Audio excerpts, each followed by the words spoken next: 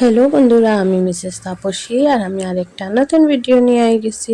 আশা করি আপনারা সবাই খুব ভালো আছেন। লাইক, কমেন্ট, শেয়ার আর সাবস্ক্রাইব করিয়া আপনারা সবাই আমার পাশে থাকবা।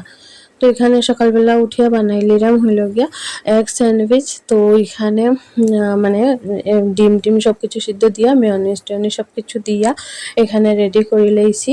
আর আজকে ঘরে মেয়নিজ আসিল না, তো আমি ঘরেই বানাইছি মেয়নিজটা। আর বাইরের দোকানের মেয়নিজ থেকে ঘরের মেয়নিজটা অনেক বেশি স্বাদ হয়েছে। তো ভাবছি যে আর কোনো সময়ই বাইরে থেকে না আনার চেষ্টাটা করবো। মানে এত স্বাদ, এত তাড়াতাড়ি, এত সিম্পলভাবে যদি ঘরে মেয়নিজ বানাইলেই তো বাইরে থেকে শুধু শুধু কেনে আনতাম। তো ওইটার লেগে আর কি। আর খাইতেও খুব স্বাদ হয়েছিল। আর সবচেয়ে মেয়েদের সুন্দর করে অনেক বেশি করে মানে ছড়াইয়া দিলাম আর কি। কম হইলে আমার ভালো লাগে না, তো আমার ভালো লাগে না দেখে আমার মনে হয় যে অন্য কারোরও ভালো লাগতো না। এটা লেগে আমি সবজির মধ্যে মানে সমানভাবে বেশি কইরাই লাগাইয়া দিলাম আর কি। আর এটা খাইতে খুব ভালো হয়েছিল। তো আর সকালবেলা টিফিনটা একদম জমে গেছিল সবারই। তো এখানে সুন্দর করে বানানোর পরে মানে সবাইরে দিয়া দিমু আর কি। আর আস্তে ধীরেই করতাম, তেমন একটা লেট হয়েছে না। এটা তো খুব তাড়াতাড়ি হয়ে যায়, যার কারণে লেট হয়েছে না একদমই। তো এখানে রেডি করে লইছি, কইরা সারিয়া প্রতিটা সবাইরে দিয়া দিছি। দেওয়ার পরে তারপরে এদিকে আমি খাইছি। কেন না খাইয়াটাইয়া তো আবার দুপুরবেলা রান্না টান্না করতে লাগবো, ঘরের বাকি কাজ টাজ করতে লাগবো, এটা লেগে।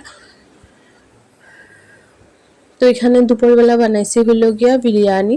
তো আমি খুবই সাধারণভাবে আর খুব সিম্পলভাবে বিরিয়ানিটা বানাইলাই, আর খাইতে স্বাদ হয়, খুবই ভালো স্বাদ হয়।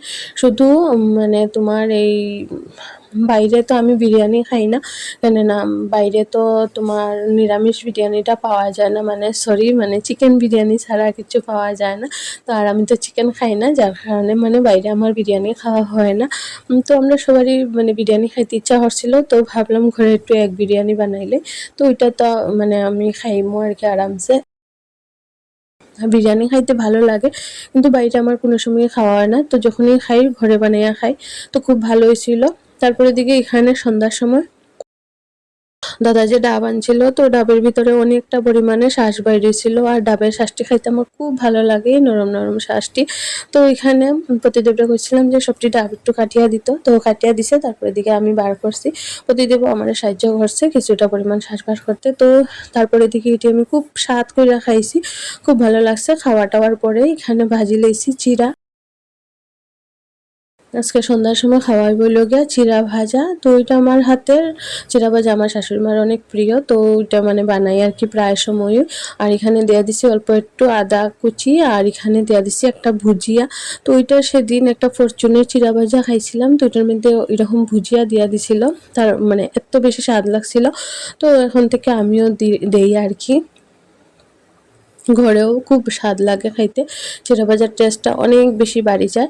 আর অল্প একটু নুন দিছি, খুবই অল্প, কেন না ভুজিয়ার মধ্যে তো অল্প মানে লবণ আছেই, তো ওইটার লেগে আর কি দিয়া সেটা আমি সুন্দর করে এটিরে মিক্সড করে লইলাম। মিক্সটা একটু সুন্দরভাবে করতে লাগে, কেন না তোমার গরম থাকে তো আর ভালো মতো করা যায় না, এটা লেগে আর কি। আর খাইতে খুবই স্বাদ হয়েছিল এই চিড়া ভাজাটা। তো ফার্স্টে একটু প্রতিদেবে দিছি, হেয়া আইছিল তো একটু হেরে দিলাম টেস্ট করার লেগে। তারপরে আমিও একটু খেয়া দেখছি, খুবই স্বাদ হয়েছে। আর চিড়া ভাজা এমনিতেই খুব স্বাদ হয়। তখন সবাই মিল্লা খাইমু। চাটাও বসাই দিছি। তারপরে চা হইলে পরে আমরা তিনজন মিল্লা চাটা খাইমু। আর আজকের ভিডিও এখানে শেষ করতে, আপনারা সবাই ভালো থাকবেন, টাটা।